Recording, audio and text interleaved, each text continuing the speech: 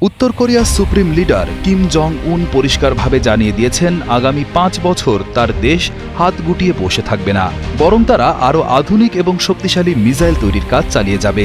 গত ২৬ ডিসেম্বর শুক্রবার দেশটির রাষ্ট্রীয় টেলিভিশন KRT থেকে প্রচারিত এক প্রতিবেদনে দেখা যায় কিম জং উন দেশটির বড় বড় অস্ত্র তৈরির কারখানাগুলো পরিদর্শন করছেন।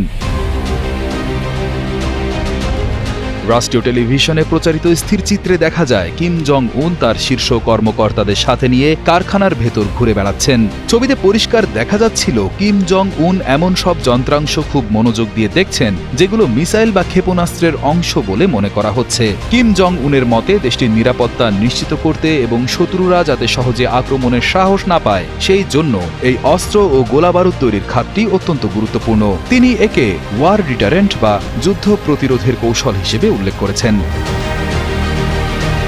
কিম জং উন এই পরিদর্শনের সময় বেশ কিছু নথিপত্রে স্বাক্ষর বা অনুমোদন দিয়েছেন। এই দলিলগুলো মূলত দেশটির অস্ত্র কারখানাগুলোকে আধুনিকায়ন করার পরিকল্পনা সংক্রান্ত। জানা গেছে ২০২৬ সালের শুরুর দিকেই দেশটি উত্তর কোরিয়ায় একটি অত্যন্ত গুরুত্বপূর্ণ পার্টি কংগ্রেস বা দলীয় সম্মেলন অনুষ্ঠিত হতে যাচ্ছে। সেই সম্মেলনেই নির্ধারিত হবে আগামী ৫ বছর উত্তর কোরিয়া কোন পথে হাঁটবে এবং তাদের সামরিক পরিকল্পনা কি হবে।